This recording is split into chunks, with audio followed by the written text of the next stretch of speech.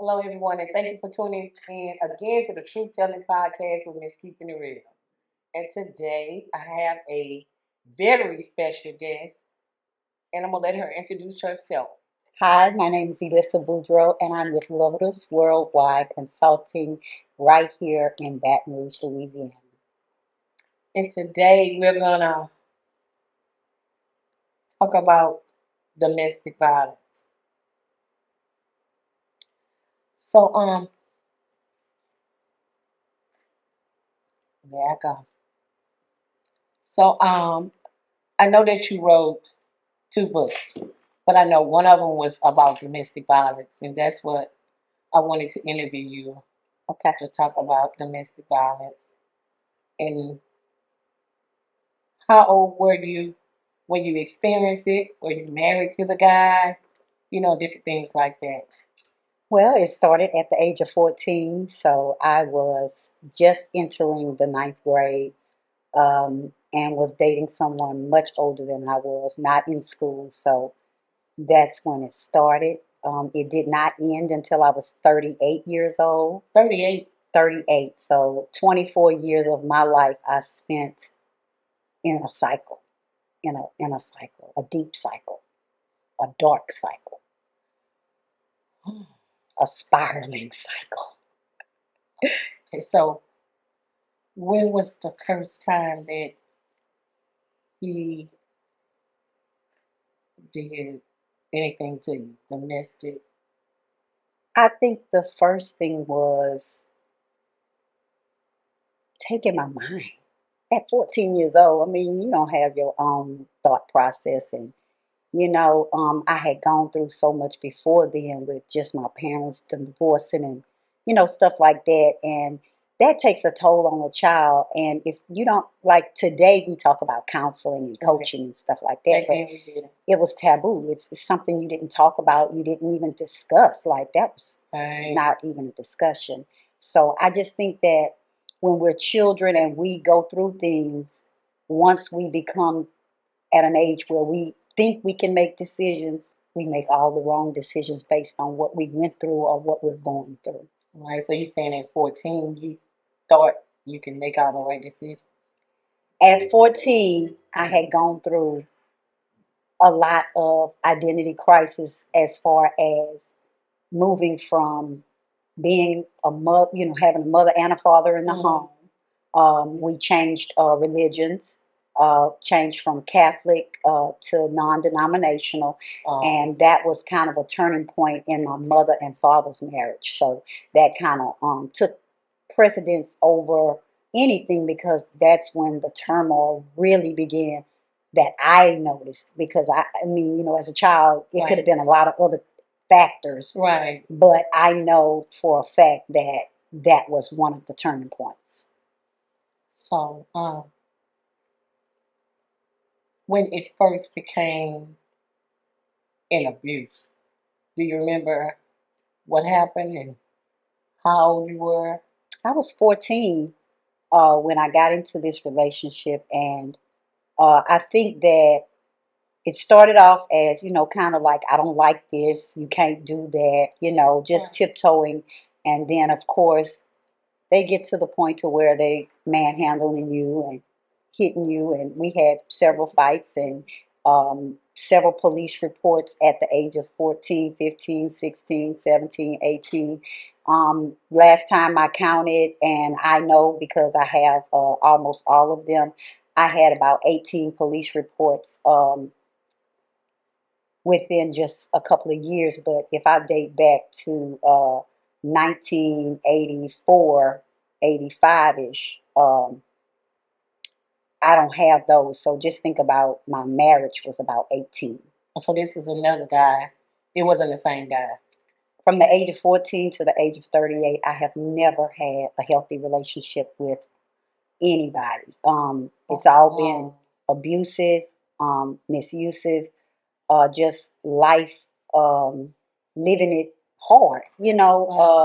Dated drug dealers. That's all I dated. That's all I've ever dated until I got grown and kind of like, started, going through other relationships. And I have since being divorced and singles I've dated, and they weren't drug dealers, but from 14 to 38, it was drug dealers, baby. Okay. It was Always drug dealers. my husband, yes, yeah. So, when was the first time that you get physical with any man? You said 14? 14. What made you stay at 14? My mindset. What was My the mindset mindset. of 14-year-old Elissa? I have never been like this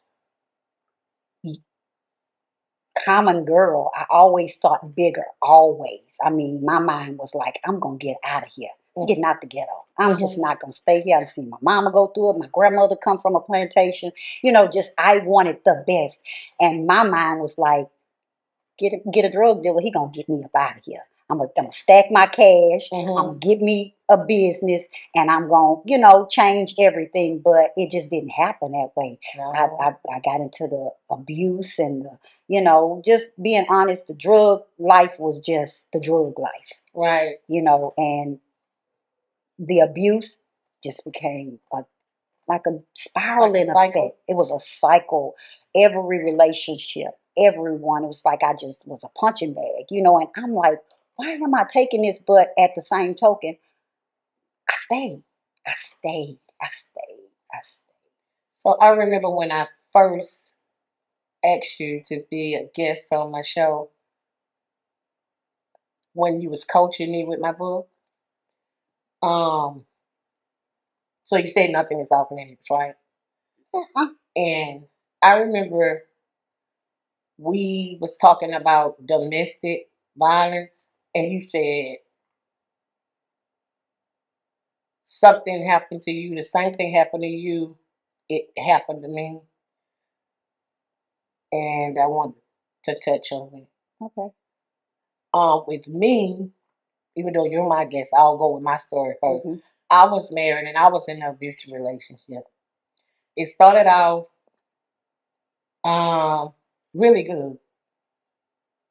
And then I remember one day, this sucker woke up like he was mad with the world. I was there in my house by myself, me and him. We were married. And he literally beat the fuck out of me. There ain't no other way to put it. I can imagine. And I remember him grabbing me, picking me up by my neck and throwing me on the bed. And I was like, what's wrong with you? What's wrong with you? And I remember when I got to the living room and I was laying on the couch. I was trying to shield myself. And he took his penis out and he pissed all over me. And that same day, he uploaded a picture of my vagina on social media. I mean, like he was just terrorizing me like wasn't even a word for it. Like he didn't end up going to jail for it. I did end up taking him back. I guess I thought I was in love, but that wasn't love. But I wanted to find out from you, how did your experience happen with the same thing that The sexual experience. yeah.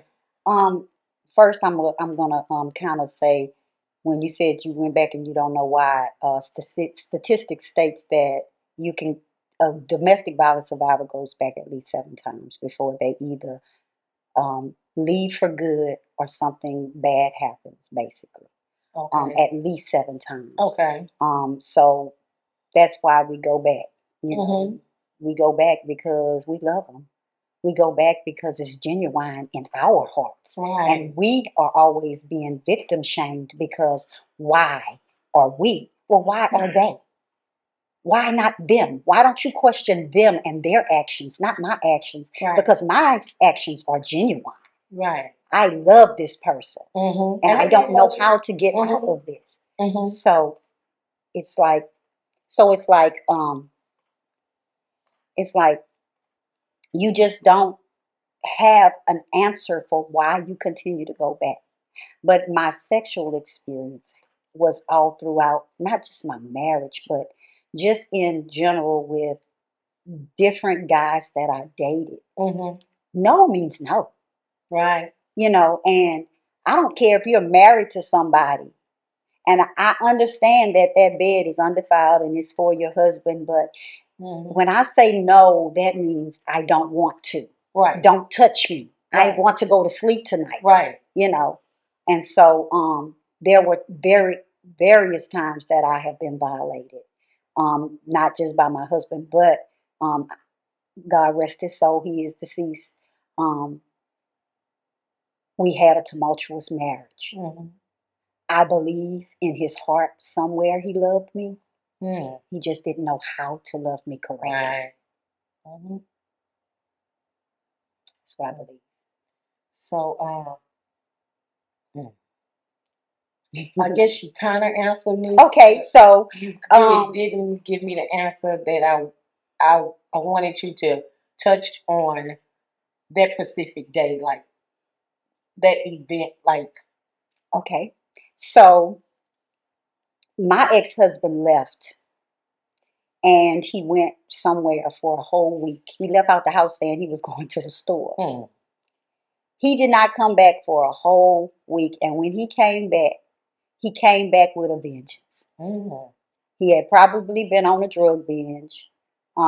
He had been with women, and I knew that. And this was towards the end.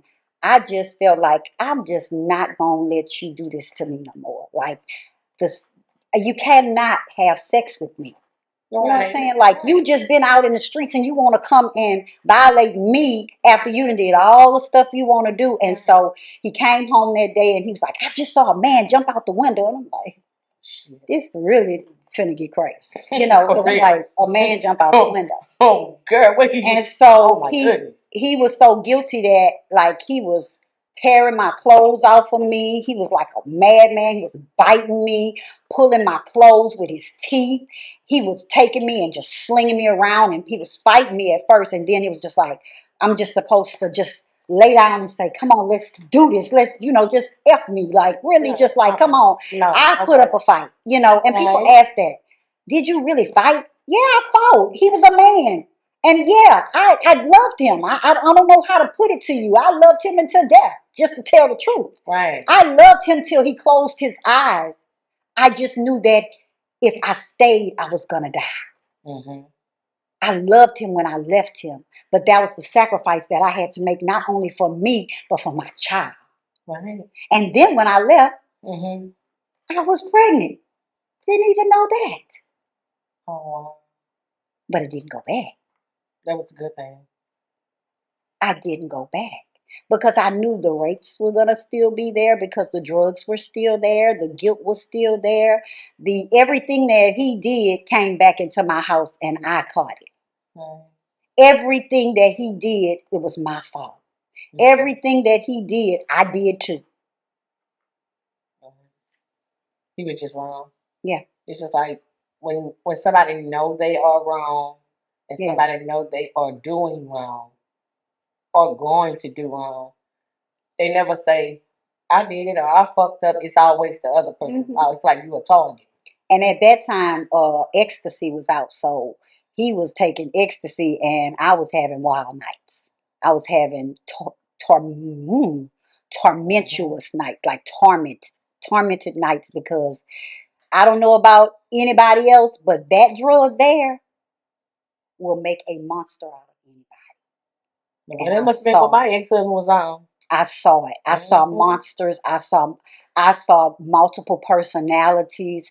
I saw it all. The night that I went to stay with my ex-husband, I was 3 months pregnant with my last child. Mm-hmm. He was staying with his sister and I was staying with my mom. We had lost our home. We had to do a short sale. We were losing it to a foreclosure, but we did a short sale. And so I was staying with my mom and he was staying with his sister. And girl, he just had this monstrous thing that he did. The drugs, the alcohol mix, the arrogancy and the everything that mixed sound like together you describing was my second ex-husband, not the first one, the second one, y'all. Shit, because that's it how he was used to act, horrible, and girl. he would do some of the same stuff. Yeah. And I remember my daughter used to say, "Mama, when I got in your husband's car, he got a liquor bottle under the seat." He used to have me telling everybody he was clean and sober. I used to post about him being clean and sober, and And this he was nigga used to be still getting full of it. my ex-husband too, and he would be so angry with the world that, when he did come home and want to have sex and stuff like that, he would tear me apart, like literally, like for days I wouldn't be able to be Oh, that motherfucker ain't functional tear me again. apart, no. But Yeah, it was horrible for no, not me. down there, but up here he did. He did me in every way, but I was already there. Right. As a 14-year-old girl going through life with every narcissistic being that I probably could have ever met. Mm-hmm. And when I got to him and fell in love, really in love, and really in stupid, it was just an up and down roller coaster, and I allowed it. Yeah. When I think back over the life that I had, well, not just only that clown, but a lot of them clowns I was with, I must be like, what the hell was you thinking? Come on now. Like, what the fuck? You seen your family members go through this, women. Why you allowed yourself to go through this? So now, fuck no, I've been single and celibate, and I'm loving it. And I'm single and I'm single. You single, single? I'm single. Like big single. Like big with the big S, the big A, the big N, the big G, the big L, and the big E. Right. Single and very celibate. I mean, I'm just at the point now that, girl, if you don't talk about it, I don't care. At all. At all. I don't even I'm care. at peace. Like, my life is at peace. I've learned how to love my surroundings, my home. I think, this year has been a hard year for me. Mm-hmm. And with that, God took me inside, all alone by myself. By yourself. Nobody there, and I had to just sit in my own self. I had to sit in my own everything, the ugliness, the goodness, the everything. And I love the aspect of that. God. I had the same thing. Oh my God. Same thing. So many similarities in our life.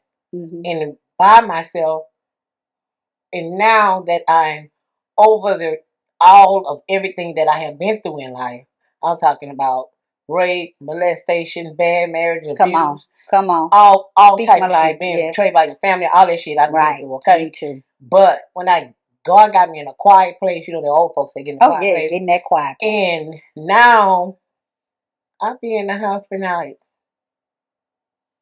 it's 3 damn weeks and I ain't went nowhere. Nowhere. Me too. So I enjoy who I am now, because I tell everybody, and everybody know that, I was a motherfucker. Me too. I believe that I had to go through all of that to be who I am today, to be a witness to all the things that I'm facing right now, to be a witness to the people that need to know that there is somebody out there that went through the same thing with me and still is still smiling, regardless of what. Still victorious, regardless of how people look at it, still an overcomer, still winning, because it starts here. And that's where I had to go. God had to renew my mind in a quiet space because I had so much going on. I wasn't taking care of what I needed to take care of. And that was me, my mental health, me by myself saying, you know what, sit in yourself for a little while. Yeah. And love on you, all of them ugly parts too, because we gonna love the hell out of it, and so I had to literally be pruned. I had to be, taught in my mind that you are enough and you are worthy, and all those words that have been spoken over your life will come to pass, but I gotta get some things straight with you first. Right. And you got to get some stuff straight with you first. You got to come to terms with some stuff. Right. And God just began to say, move.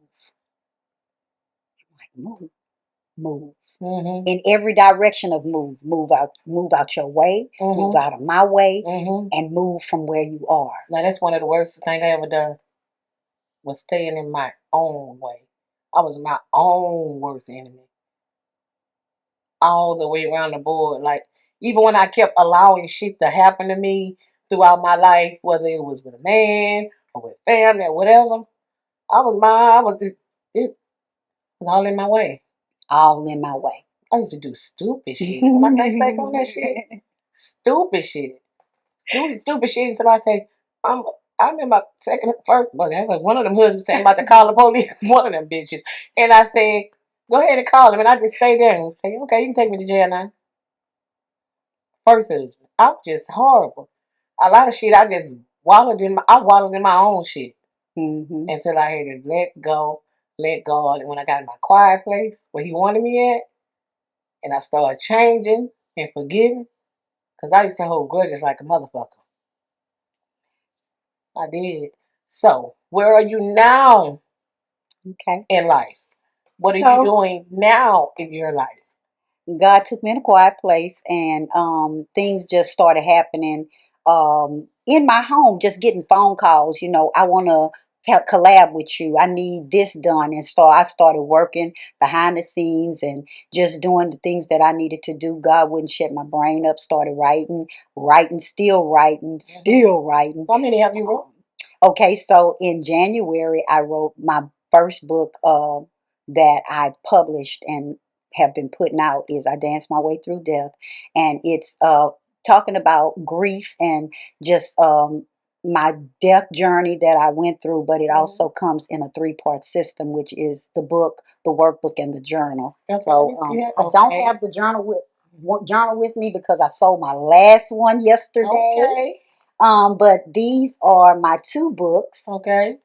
For the people. These are my 2 books, which I Danced My Way Through Death, the book. I Danced My Way Through Death, the workbook. And they also have a journal that goes along with it.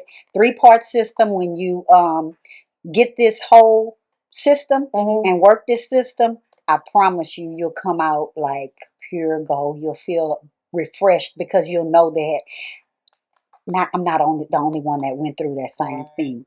And so then in March, I came out with the Freckle Fairy, which if I didn't have makeup on, of course, everybody know I have freckles everywhere. Okay. And so as a little girl, being teased and stuff like that, it kind of affected me. So I wrote this book for kids who have any flaws or think that they have flaws because they're all unique.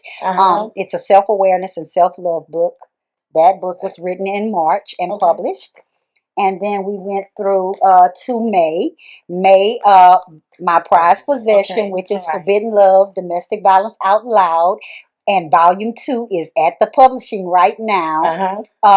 This book is really an anthem, a Bible, a domestic violence Bible I think everyone should have in their home. It talks about from the bad boy image to just being narcissistic and all of the gaslighting and just different things that women go through in a domestic violence situation.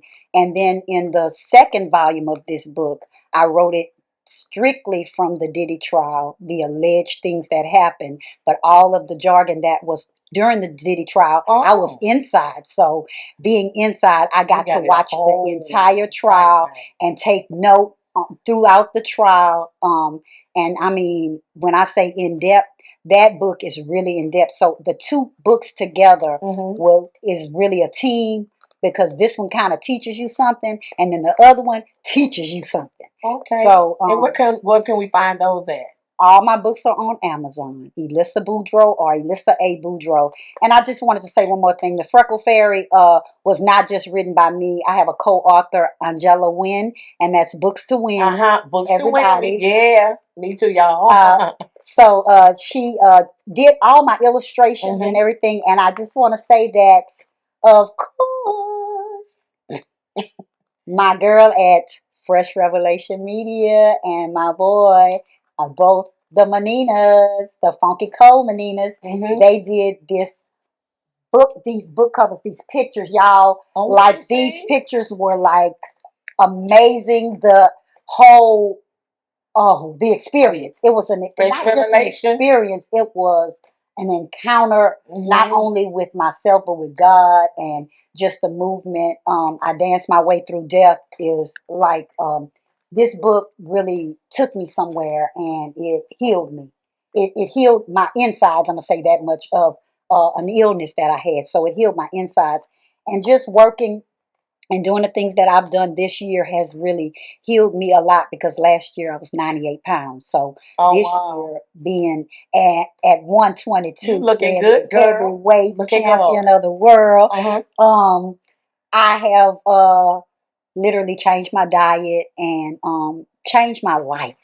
Yeah. 55 years old, it's time to do something different and better. Right. For not only yourself, but for everybody, the community, to further whoever else. And so now I want to work, but I also want to do philanthropic work. I want to be able to give back. So I'm just believing God is going to pour out blessings that I won't have room to receive, so that I can pour it to somebody else. So, and if they want to find you on social media, how would they find you on social media? Elissa Boudreaux, Elissa BEE.